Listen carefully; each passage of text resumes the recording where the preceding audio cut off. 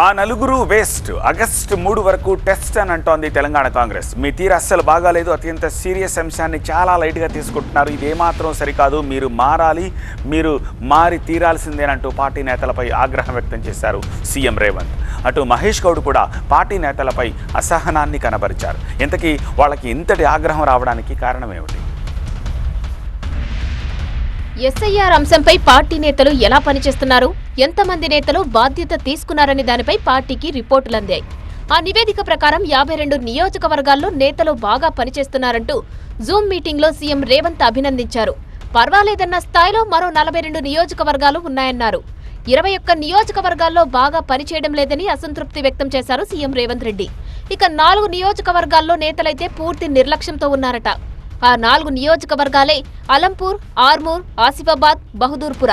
ఈ 4 నియోజకవర్గాల నేతలపై సీఎం సహా టీపీసీసీ చీఫ్ సీరియస్ అయ్యారు. ఇక బాగా పనిచేయని 21 నియోజకవర్గాల జాబితాలో బాల్కొండ, బోధన్, చేవెళ్ల, గజ్వేల్, హుజూర్ నగర్, చార్మినార్, ఇబ్రహీంపట్నం, కూకట్పల్లి, నిర్మల్, పినపాక, రాజేంద్రనగర్, ఉప్పల్, ఎల్లారెడ్డి సహా పలు నియోజకవర్గాలు ఉన్నాయి.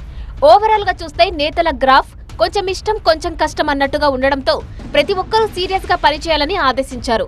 ఆగస్టు 3 వరకు ఎస్ఐఆర్ గడువు పెంచడాన్ని అవకాశంగా తీసుకోవాలన్నారు.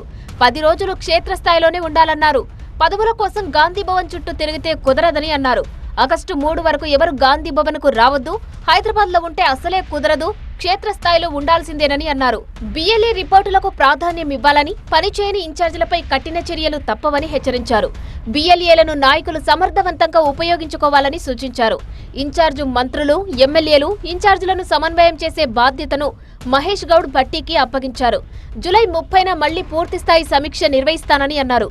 బాగా పనిచేసిన 100 మంది బిఎల్ఏలకు రాహుల్తో భేటీ అవకాశం ఉంటుందనే ఆఫర్ కూడా ఇచ్చారు సీఎం రేవంత్. అటు మహేష్ కూడా పార్టీ నేతల తీరుపై కొంత అసహనాన్ని వ్యక్తం చేశారు. చాలా మంది ఎమ్మెల్యేలు ఎస్ఐఆర్ పై సీరియస్ గా లేరని అన్నారు. ఎస్ఐఆర్ ను కాంగ్రెస్ నేతలు ఇంకా సీరియస్ గా తీసుకోవాలని ఆదేశించారు. ఎమ్మెల్యేలు ఖచ్చితంగా ఎస్ఐఆర్ పై యాక్టివ్ గా ఉండాలని, ఇన్ఛార్జ్ మంత్రులు ఫాలో అప్ చేయాలని సూచించారు. బిఎల్ఏలకు స్థానిక నాయకులు సహకరించాలని కోరారు. చిన్న నిర్లక్ష్యాన్ని కూడా సహించేది లేదన్నారు మహేష్ గౌడ్. ఎస్ఐఆర్ ప్రక్రియ పూర్తయ్యే వరకు నేతలంతా నియోజకవర్గాల్లోనే ఉండాలని, అర్హత ఉన్న ఒక్క ఓటు కూడా నష్టపోవద్దన్నారు టీపీసీసీ చీఫ్ మహేష్ గౌడ్.